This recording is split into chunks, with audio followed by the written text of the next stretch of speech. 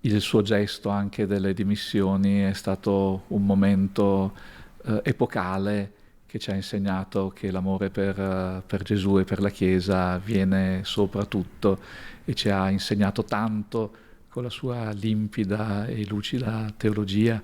Ricorda su tutto l'atto dirompente delle dimissioni il vescovo di Treviso Michele Tomasi nell'ultimo giorno terreno del Papa Emerito, quel Joseph Ratzinger che da pontefice scelse per ben 3 volte il Veneto, nel 2006 a Verona, nel 2011 la visita pastorale a Venezia, in mezzo l'abbraccio anche spirituale alle Dolomiti. Lo ricordiamo con particolare affetto nella diocesi di Treviso, ricordiamo la sua visita, era il 2007 a Lorenzago, nella casa del seminario, che aveva già visto Giovanni Paolo II come gradito ospite nelle vacanze, e Papa Benedetto, anche lui innamorato delle Dolomiti, innamorato della montagna, ha saputo godere della bellezza di questa terra. Giornate che per il presidente della regione Luca Zaia sono entrate di diritto nella storia del Veneto, ma è il tratto umano di Ratzinger, dice il governatore, ad aver fatto la differenza.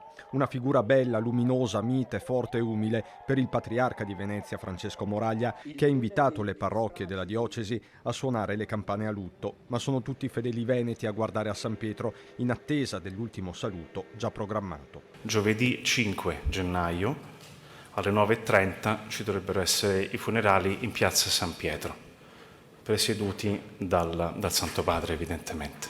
Quel Papa Francesco talvolta messo in contrapposizione con la figura di Benedetto. Le sue dimissioni sono state un gesto chiaro, netto, ha riconosciuto Papa Francesco come suo successore, lo ha sostenuto. Papa Francesco sempre ha detto che Papa Benedetto sostiene la Chiesa con la sua preghiera e con tutto ciò che ha fatto da Papa.